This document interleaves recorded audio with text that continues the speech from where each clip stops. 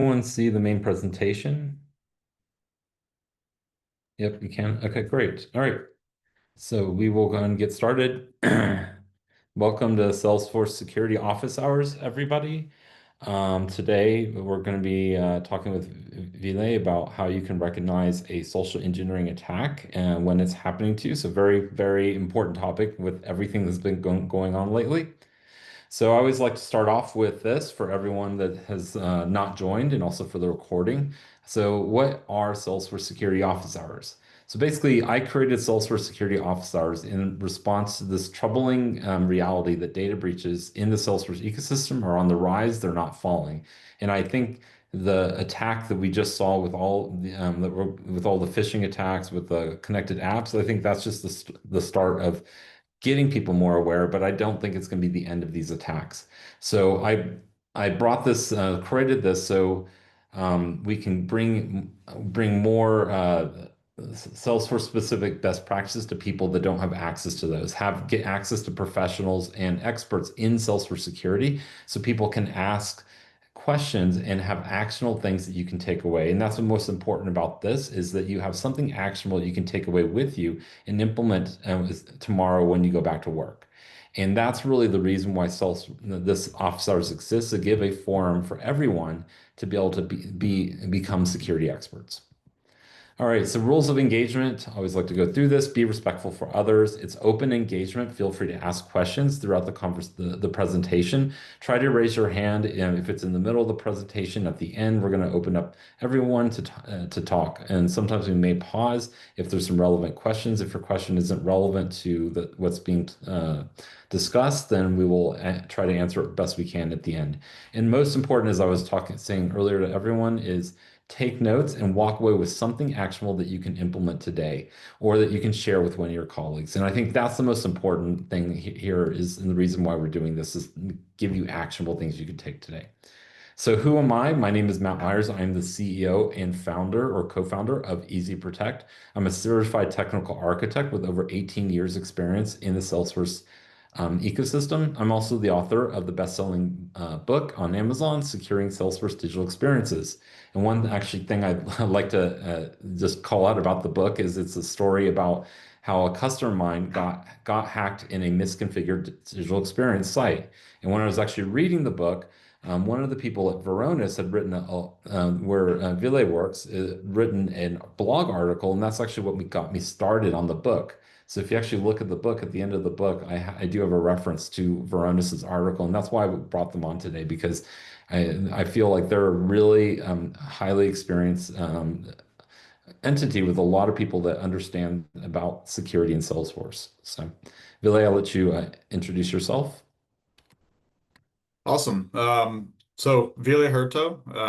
I have about 4 years of experience in the Salesforce ecosystem. Currently a Salesforce architect, specifically a cloud security architect working at Varonis. I hold a handful of the architect certifications within Salesforce, particularly working in the trusted services space. So just data security in general across Salesforce. And yeah, that's about it. Okay, great. Okay, so last thing, things we just want to mention that Office Hours is supported by EzProtect.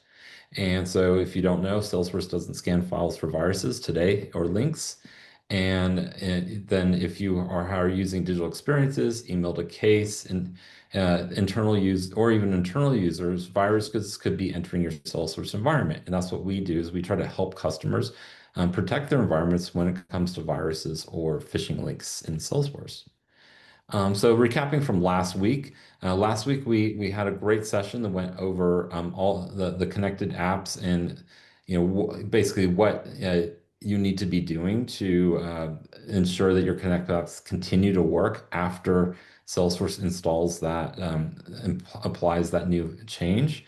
And some of the big things that we kind of went over was making sure to installing your apps that you trust, block ones that you don't, granting permission sets, permissions through permission sets, and then just and Salesforce also removed the OAuth device flow, which again is that code that you kind of put, like if, for example, if you have a TV, so that that cannot be taken advantage for anymore in Salesforce. If you want to see that session, there's a QR code that to watch that session from last week. So we always like to do a hot off the press every week. So this is a really big one that just happened was social Salesforce has now been hit with 14 separate lawsuits because of all these data breaches that have been happening to all of these large companies that we've been seeing.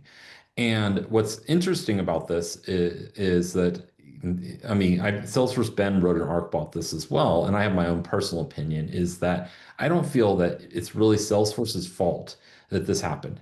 All of these companies could have, configured their Salesforce properly, put IP restrictions in place, put other things in place, and I think the majority of them would have avoided these attacks. So I think personally, it's not Salesforce's fault. But could Salesforce maybe have done something more to bring out to the forefront that this could happen? Yes, but technically speaking, all these organizations happened because they had not configured their Salesforce correctly. They had not installed these apps. They didn't have IP security. If you threw IP security on all of your profiles and then made sure that every single check that box that to enforce IP restrictions on every request, then even if they got access to those connected apps, they still wouldn't be able to get access to the org. So I think that's just kind of the moral of the story here. But this is the big news article this week that hit, and that's going around. So my favorite slide is the slide you don't want to be on, and these are all the companies recently that have had breaches in Salesforce.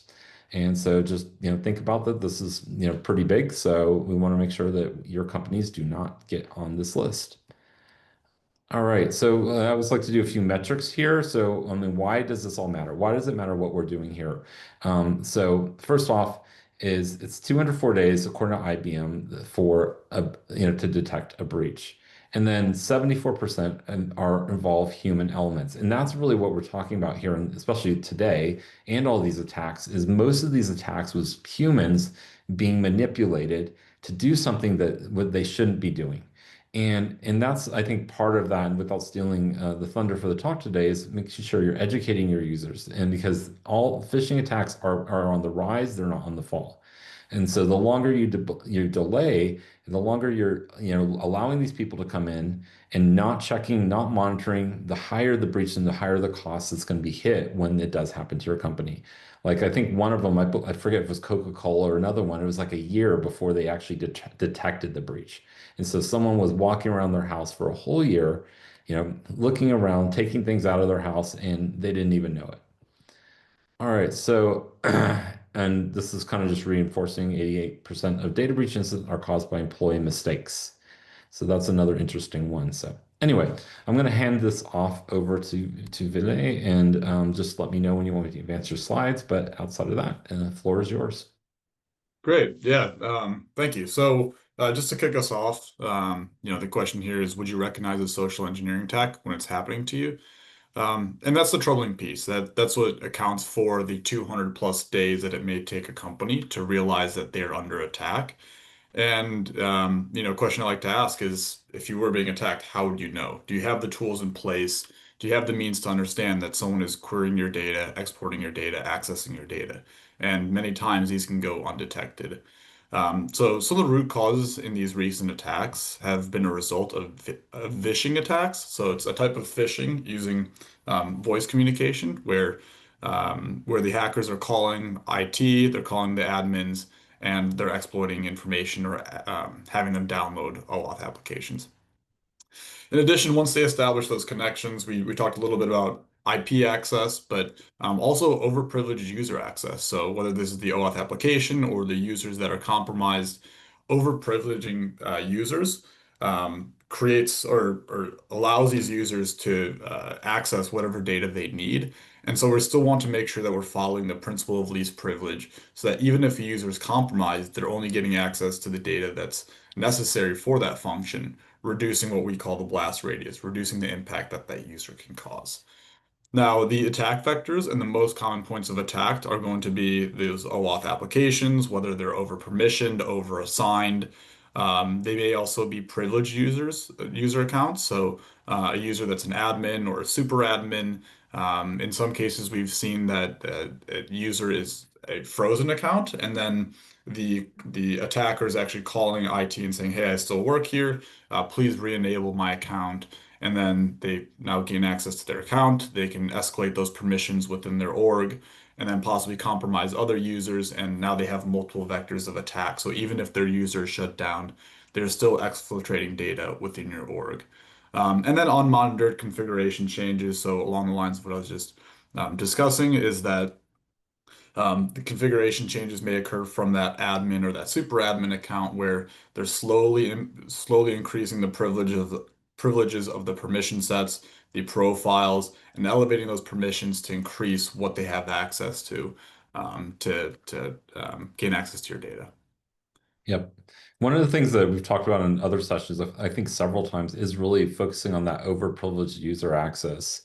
I mean, I think a lot of times people would ask me, say, well, what's the harm in giving all of our employees public read write to the accounts and contacts and leads because we trust those employees, right? So, but I think that's kind of where what the problem is, right? And I mean, do you have any advice for everyone on that? Basically. Sorry, could you repeat that last part again? Sorry, basically on like the concept that people are saying that, hey, there's no harm in giving all of our users public read write to the account and contacts and opportunities because we trust our users.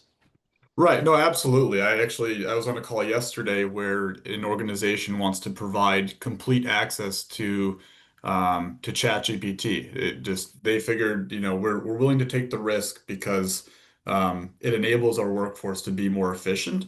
And while that may be true, um, now your data is more valuable than ever. And while you may inherently want to trust your employees, you never know if they're having a bad day. You never know, even if you were to trust your employees, has their account been compromised, right? So you're not just trusting that user, but you're trusting that they understand all of the social engineering attacks and they're up to date with the modern security best practices so that they're not leaving their laptop open at a Starbucks or they haven't accidentally logged into a compromised website. And so you're truly exposing yourself beyond just that user and the trust of your users, but to many other possible attack vectors. Yeah, yeah. And that's why I think it's really what you need to worry about is not the employee themselves, but the person who eventually will gain access to that employee's machine. Because I mean, it's a matter of fact that it's not just a matter of if, it's a matter of when.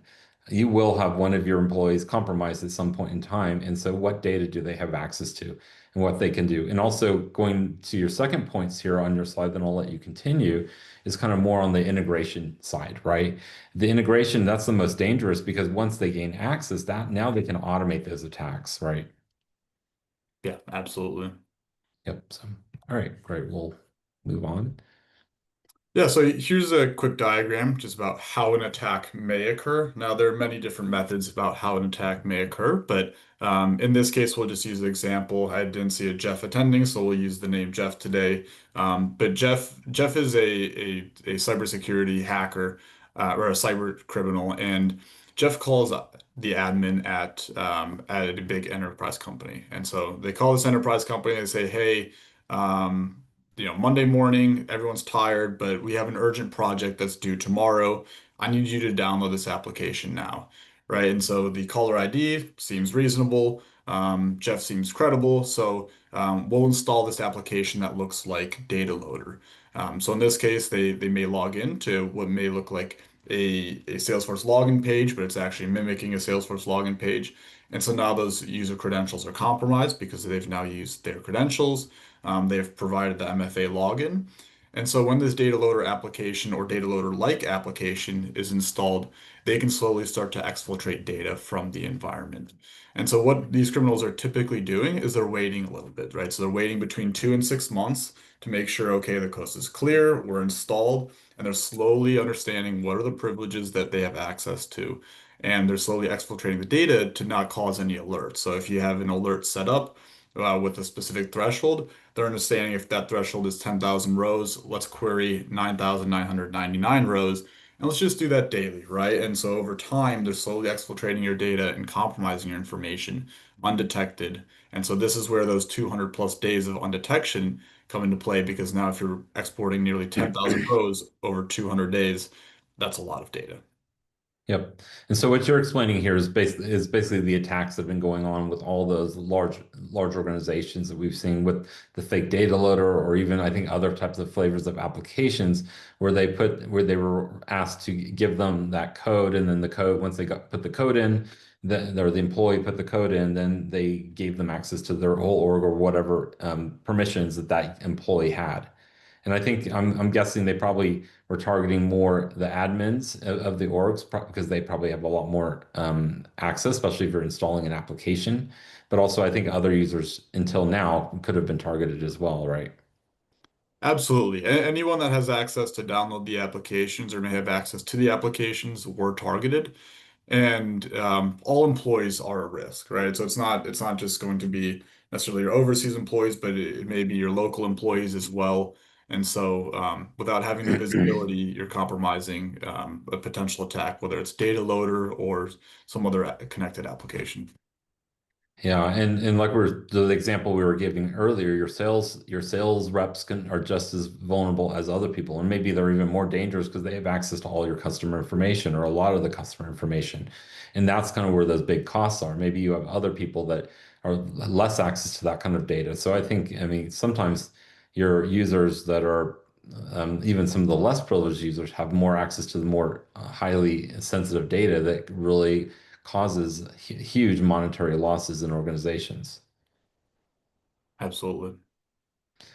And then, and then also one other thing I wanted to bring up too, just one level deeper into this diagram where we're talking about these vishing attacks. I mean, like I said, it's not just data loader, right? It could be. I know Salesforce themselves and their support. I think it was a couple of years ago. They compromised the support tickets. I think within Salesforce, they gave out their. I think I gave out their credentials or something else. I don't know exactly what happened. So I think it's not just the data loader itself, but there's so many different, I think, ways that they can talk to you to get your information. So, for example, if they already had your credentials, but they need your two-factor. I have a story where I got called by T-Mobile, and they said that they were gonna, give me a discount on my account, but first they need to verify my identity, so they're gonna send me a text, and it was the text to reset my password on my T-Mobile app, and it was my two-factor code, and they asked me to give them that code. So I think that's also some other ways people are doing it. For example, asking for their authenticator code on their app, saying, "Hey, I need that code because so we can get into your and do the upgrade." And so I think, do you have other just tips and tricks people have, or other ways that you're familiar with that that people should be watching out for? Is basically my question. Yeah, absolutely. So this is in this case, the hackers were using a data loader like application, so still using the data loader name. It appeared to be the legit application, but it wasn't actually data loader. However, in some other instances, I've also seen, for example, like the SalesLoft Drift AI, that is a legitimate application. So not only are you at risk of illegitimate applications, but also legitimate applications that have been approved, are on the App Exchange. And when those applications are compromised, they're still able to siphon out data, gain access to their, I believe is the AWS credential keys. So then they're able to access not just their Salesforce information, but some of their other like AWS buckets as well. So you need to be on the Yeah. lookout for both applications that may not be approved, but also approved applications as well. Yeah, that makes sense. We did have one quick question, then we can move on to the next slide. Someone's asking, doesn't IP restrictions prevent users who need access from many different places, like home, on-site visits, or different countries? It can help, absolutely. But we're also finding that users are logging in via VPN. So I believe it was specifically with the Shiny Hunters hackers, the group that was using the data loader like application. They were also using a VPN to mimic an IP address login from another location. And so once again, you need to make sure that then now you have a tool, now you're required to have a tool that detects those logins via VPN or Tor browser, for example. So Yep. there's I so mean, I many think different that attack vectors that you need to be careful. yep. I think the moral of the story is nothing is completely safe, but I think have if you don't have IP restrictions at all, then that's worse. And there's a lot of people don't know there's a setting in Salesforce that because IP restrictions typically it's only checking on initial login to Salesforce, right? Mhm. But then after that, it doesn't check anymore. So once you're logged in, and people typically, a lot of people will just log off VPN, and then you're no longer protected. Also, that means if someone does like a man-in-the-middle attack and they're able to grab your session, well, the IP restrictions is not going to help you there. So that's why you need to make sure that you're, checking that box to check on every single request, which helps. But also at the same time, I think to the question of the IP, does it prevent users from accessing from different places? Not, I would say not really, as long as they're using VPN and you're enforcing this restriction. So even if you go to a Starbucks, you go, even, me, I'm in China right now, you would log on VPN and you're still on your corporate network having those trusted IPs versus not. And I think that, I mean, so many places I go to, I don't see that they're really, they don't check that other box. And so the VPN is just on protecting you on the login only. I can't remember any customer I've actually looked at that's checked that other box. So, Right. It's all about adding in more security practice or more security configurations to reduce the risk, right? You're never yep, 100% entirely protected, but the exactly. goal is to protect yourself as much as you can with the resources you have. Yep. And that's why you have different layers that you add on, and hopefully all those layers will give you the best protection you can. But then in the end, you still need to have mechanisms like the monitoring and all that kind of stuff. So anyway, I'll let you continue. Sure. Right. So there are many threats and impact when you are compromised, and then I'm also going to touch on how you can actually identify some of these misconfigurations and issues, and then protect your data ultimately with a few different recommendations. But the first threat, the obvious one, is data theft and exfiltration, right? So now if someone else has access to your data, whether it's your social security numbers, your PII, your sensitive information, but also your customer sensitive information. So they have your customer sensitive information that can have a great impact on your reputation, right? So if you're working with a company that's meant to protect your information and you trust them, now they've lost that trust with you. And so if you have multiple options, you'll likely just switch over to a company that hasn't been compromised, right? So if they're a password manager, for example, why would you go back to a password manager that's been compromised, right? And this can happen across the board, whether it's a bank, service provider, whether it's healthcare, right? If, um, most people don't want their healthcare information being exposed. So it's not just reputational damage, but the reputational damage will impact your your finances for your company. It will certainly disrupt business, right? So depending on the type of attack, so if they're just exfiltrating data, um, now you need an incident response plan. You need to make sure that you've mitigated these issues, investigate what actually happened, how long has this occurred for, send out your PR team to help correct it. And so there's so many different impacts that can occur just from someone exfiltrating your data. Now, if they decide they want to encrypt your data, now you may be at a stop with your business. And so how long can your business afford to be non-operational, right? If your team can't access Salesforce for a day, they've implemented some policy within Salesforce and your business can't continue to run in Salesforce, how much loss are you experiencing beyond just your sales employees can't operate that day, your service employees can't operate that day? So the impacts are vast and they can cost in the millions and millions, not including the compliance and regulatory fines that you may experience as well. Yeah, exactly. I mean, I think there's so many. Uh, I think the cost part of it, people don't really think about that much. They think about what the initial cost, because I know IBM says it's $9 million for a single breach, but I think that's just the top layer cost. They're not thinking about like kind of what you're alluding to or kind of saying is, well, what about the reputational damage? And then thinking about that cost of, well, what does it cost for all those customers that dropped? And I've seen. We actually just did a survey, and I forgot what the metrics that we came out with, but generally, it's 1 to 10% of customers will lose, will not do business anymore. So even if a billion-dollar company lost 1% of their customers, that's $100 million or more probably. And then also you have to think about like, okay, well, what's your cost of acquisition, getting all those customers back, but then you still have to fix that reputational damage. So you're looking at hundreds of millions of dollars, or even if like you look at Land Rover recently with all its factories are even shutting down, and so they're in the billions of dollars that's costing them just, from a data breach. So I think that's something that people don't really understand is those impacts. So Yeah, yeah, absolutely. And most companies aren't, on the same scale as some of those larger companies where they can absorb the billions of dollars and continue business because we rely on our products like Apple and Google. But even then, right, it has a very big impact and it can be the tipping point for your entire business. oh Um, yeah, exactly. And I think that that's kind of like I think the key is like just thinking about like there's small businesses are actually another interesting metric is 60% of small businesses will go out of business in 6 months after a single breach, which makes sense because of the type of loss that they could encounter. right, absolutely. Could you go back to the last slide? I just want to make Yeah, sure I wasn't sure. missing anything on the identify and protect. Right. So, as far as the bottom piece here, how can you identify, when you're being attacked, or what can you do to protect yourself? So, here's a few actions, and then we'll list them out in a following slide about an itemized list of a few things you can take away today. But making sure, I guess the analogy that a colleague of mine uses, and I'll kind of spin that a little bit here, but it's adding those extra security layers, right? So if you have your car, right, the first thing they may add is brakes, right? So you have brakes, great, we can stop the car, awesome. Now they've added seat belts. It's been a few decades, but now we have seat belts so everyone feels protected.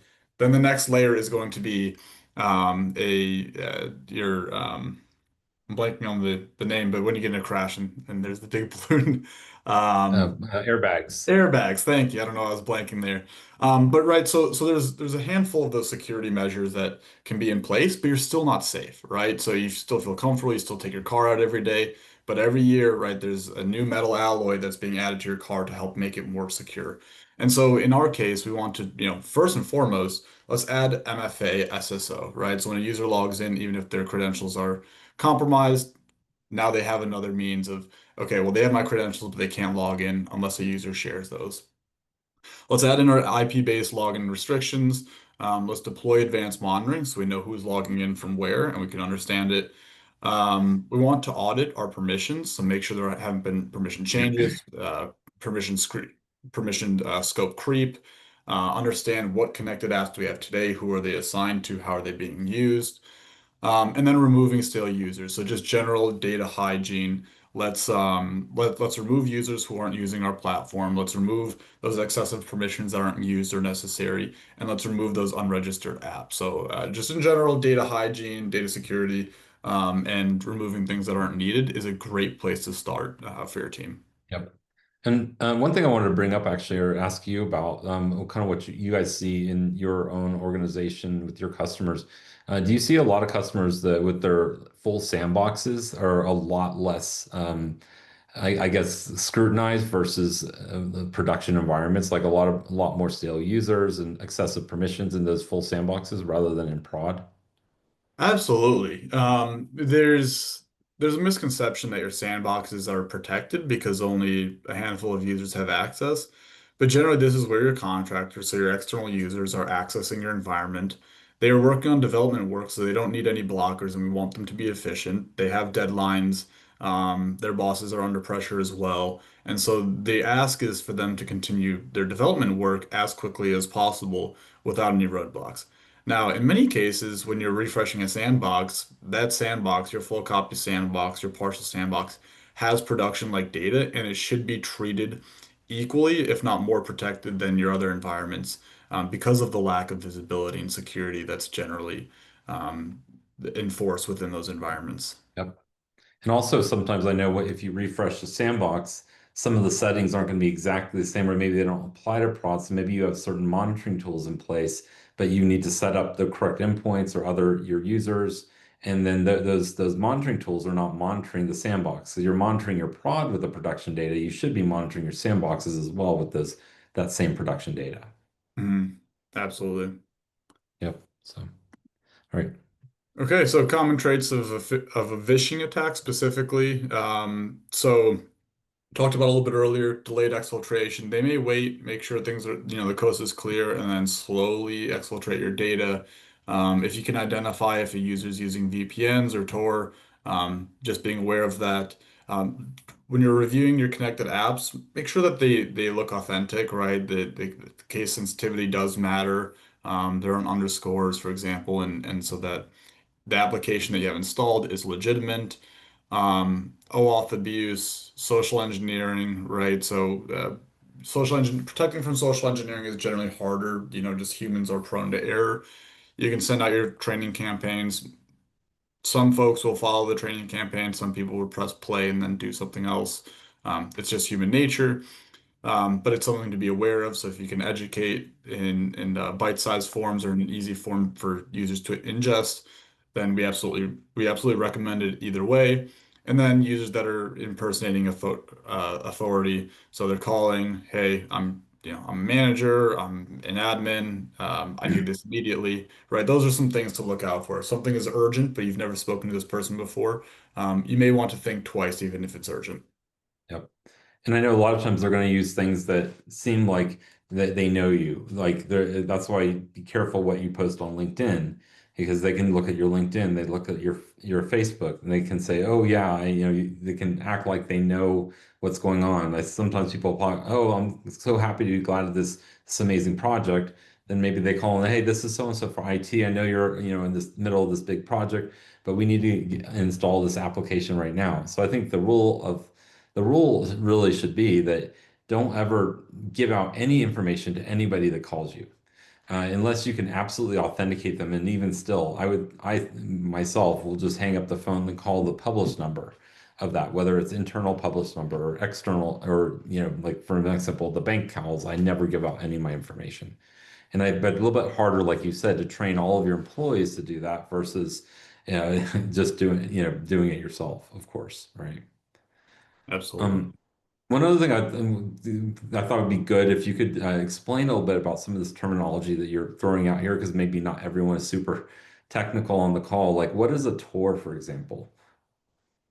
Sure. I'm actually not as familiar with Tor, so I don't know if, from your perspective, if you can help explain that better. But essentially, it's a tool that users use that are harder to detect, and so it's something that a criminal hacker may use to mimic someone else logging in from a certain location, and it typically goes undetected. So being able to track um, Tor, VPNs, or anything else that may mimic authentic use is essentially what we want to capture. Yep. Yep. Gotcha. Let me see here. Actually, since we're talking about VPNs, here's a question that came up a little bit earlier from Paul. He's saying we might want to share a common understanding of a work VPN and how it's different from a traffic routing VPN like NordVPN. I don't know if you're able to talk to that or not. I That's a little bit beyond me as well. But essentially, your work VPN is a trusted VPN. So when you log into your laptop, it's already connected, and your company routes traffic and understands kind of your user behavior. And so generally, your company should only enforce and allow your VPN to be used, and any other VPNs should be blocked Yep. because it can compromise, Correct. right, And also, making there's sure. other things like, for example, and I can help a little bit with this. So, with the corporate VPN, they also have other things in place. So, like they might have in-flight virus scanning in the network, network packet examination. So then, if something looks like it's malicious coming in, it could be just blocked entirely. And they have other types of monitoring in place and different things like that. That's more of synonymous with the corporation that has really looked at that VPN versus just a traffic routing VPN isn't really offering you all those other protections. And also be careful of that VPN because the VPN itself might, if you just grab some random VPN and try to go and download something, and then all of a sudden that VPN may be malicious. You don't know. So I think it's always better to be using your own corporate VPN versus a VPN that's a third party that's hosted somewhere else. And so I think that's just generally my perspective on it. So, all right, great. So you ready? We'll go to next slide for you. Yeah, so what can you do to protect your data? I think here's six key points that you can jot down, and several of these are actionable that you can possibly do as early as today. And so anyone in the Salesforce ecosystem that spends some time, if you're not aware, the shared responsibility model is something very important that Salesforce emphasizes, and it's important for you to understand. In the examples we provided earlier, where it's not really Salesforce's obligation to make sure that you're configuring everything perfectly, right? So they provide you with the tools. I believe that they do a good job of informing you of, hey, here are the things you can do to enhance your environment. There are some native tools within Salesforce that can provide like a health check, and there's many resources. But ultimately, like the analogy I used earlier, it's up to you to put your seatbelt on, right? And Salesforce, I believe, does a good job, and it may not be their, it's still their application. The blame is still being pushed on them, but it's up to you ultimately to make sure that your environment is protected. So they're running the infrastructure, but you need to apply the security controls because they are custom, and the security controls for you might not be identical to security controls for other companies. But some quick fixes. One of the first ones that after talking to the security team at Salesforce is that after these breaches, in some cases, it's very difficult to get a hold of the right security contact within Salesforce. Um, so adding a security contact in your Salesforce environment is a very quick win, so that if you are compromised, their incident response team can help you very quickly, call the right person or the right contact, and make sure that they're helping you minimize that time from when the threat is detected to when they can help you resolve it. So that's a fairly quick win. As far as enforcing MFA and SSO across the board, any application that has your sensitive data or could potentially hold your sensitive data in the future, absolutely enforce MFA, SSO. And then a few things we've talked about today. Make sure you're applying IP-based login restrictions. Right, you can always zoom in and hone down on your IP login restrictions, but at least make sure that you're reviewing that and making sure that users are only logging in from where they're supposed to. Audit your connected apps, make sure they're authentic, they're not overly assigned as far as permissions and users. Um, in alignment with reducing permissions, also from your users, remove those excess permissions with your permission sets. Make sure you're using the principle of least privilege. Something else to review with Salesforce is understand, make sure that users only have access to what is absolutely essential. It is much easier to grant additional access if you find out that they need additional access versus being in the situation where you've granted them all the permission and now you've been compromised. And then finally, removing stale and suspicious users. And I guess what I'll add to that, this is perhaps a little bit more complicated, is also then removing your sensitive data, right? Removing your stale sensitive data that's not in use today. So just general cleanup, that's a little bit more work, is understand what don't we need today, what lives in our environment. But the more you can clean up, the safer you will be in the long term. Yep. And another thing I wanted to add on this too is, I mean, Salesforce out of the box, gives you a lot of tools that you can use to protect your org, as you kind of mentioned, like health check, which gives you a good baseline. And then if you're opt for it, you can buy Shield, which gives them great data. They have Security Center, but then also that's just not really not enough sometimes. So like you just mentioned, for example, getting rid of the stale data, that's what some of the backup tools do.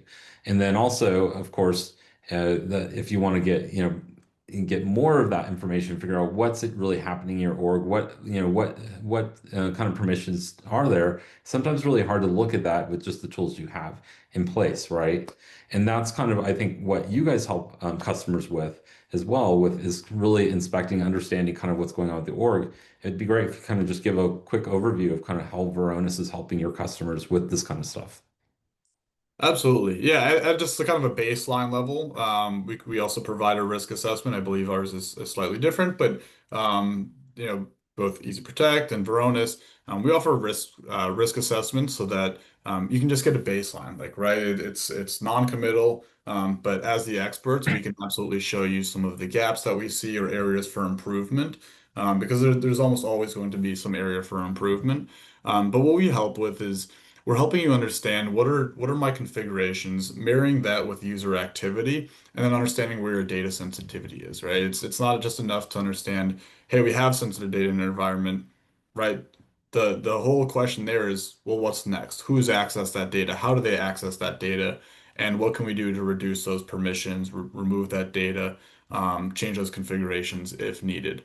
So at a very high level, that's what we do is we kind of help you understand your overall configuration and protect it on our platform. Yep. And that actually plays into another topic that we actually talked about I think it was a few weeks ago, was the NIST threat response lifecycle, right? And that's part of that kind of some of the stuff you're talking about here, but I could see how Varonis can also help you with that. Because part of that is, you have the breach. So that's great. You can, you identify it.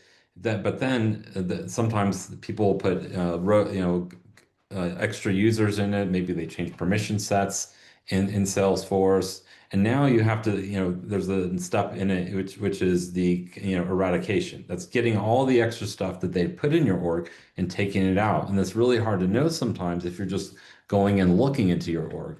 And so I'm pretty sure Varonis can also could help you with some of those other steps in the threat response lifecycle, right? Absolutely. Right. Yeah.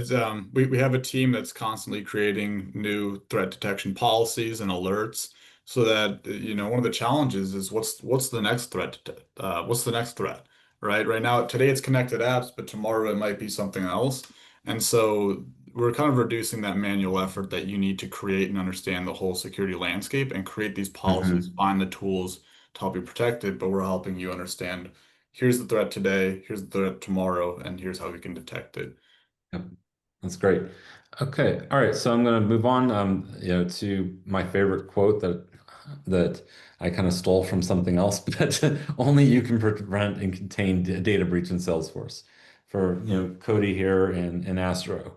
Because I mean, it's up to you in the end. It's if you're the admin, you're the developer, you're the architect, you're the one that is really hardening the system, looking at the system. But then I wouldn't even end it there. I mean, even the salespeople, they as well. If you're, being a victim of these phishing attacks, and then you're also helping those attackers get in. Versus, I think security, as they say, is it's everyone's job is security in the company, and everyone needs to be aware of things happening, and only that will really help I think, make a difference when it comes to breaches in Salesforce or in other systems as well. So, all right, time for questions and discussions. I'm going to just put our fun little QR codes up here before we jump in. I know there's a couple that are outstanding still. First is my book, as always, Salesforce, Securing Salesforce Digital Experiences. If you want some more security resources, some blogs, videos that we have, you can go there. And then if you want to learn a little bit more about Varonis and what they do,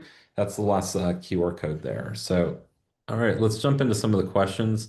Looks like an anonymous attendee earlier said, they have to run to a meeting, watch the recording. They say they have an unrelated question, which is Salesforce API 65 discontinues support for SOAP login command. Our instance updates on October 4th. I was concerned our app that still uses that command would break on that date, but our developers think it will not break on October 4th. Rather, it will break next time we update the WSDL and the integration uses. Is that correct? I actually do not know the answer to that. That sounds might be right, but it depends if Salesforce is blocking the backend. I wouldn't trust that just the WSDL is going to cause that because that's a security thing. And I think, it's very possible that Salesforce might actually block it, but I would say that's something that you should, contact Salesforce support for if you don't know the answer. If someone else on the call here knows the answer, or if Ville, if you know the answer, that'd be great to get on that one. So, I would be afraid to provide guidance given the impact it may yep. have. So I think Salesforce support, get it straight from the source. Yeah. Unless there's someone else on the call that wants to speak up that might know the answer to that. But my gut would be Salesforce eventually probably have a soft, initially a soft, just based on history of what Salesforce does, have a soft rollout where you can, enable it, and maybe it's update the WSDL, maybe there's a permission in there, but then later I think they would enforce it, more of a hard enforcement. That's just going on historical of how Salesforce has kind of done things. But I would definitely contact support if that's something you're concerned about. Yeah. Yeah, you Also, don't want to someone's, play yes. those games with security. Yep. Yeah, if there's an early target, you should hit the early target. You shouldn't be negotiating security. That's just a bad posture to have in general. Yeah, exactly. So if David says, how useful or not is reviewing the health check?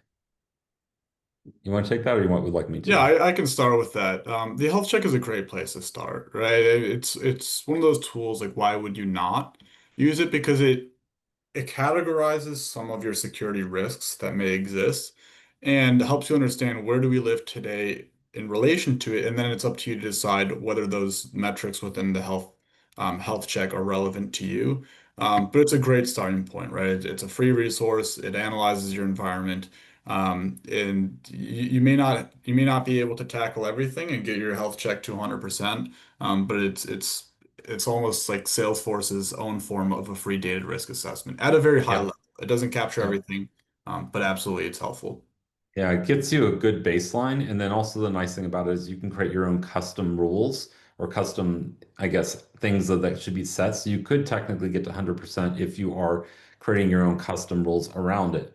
But so, I mean, you can start with the out of the box, but if there's certain things like maybe your password policy is more strict than what Salesforce says it should be, then you could actually change that rule. So then if your passwords are not extremely strict, then that would be something that could flag on health check. But then, as we said, it is very still pretty, I would say, simplistic as it's getting all the or the base. It gives you a baseline, getting all the big rocks, I would say. But then you still should have something, or you be using something else to go deeper once you've done that initial assessment on health with health check, really. So, all right, great. So, does anybody else have any other questions? Talking is permitted, so if you want to just speak up right now because we're out of questions. If not, we can go ahead and close up the call for today. Is it going once, going twice?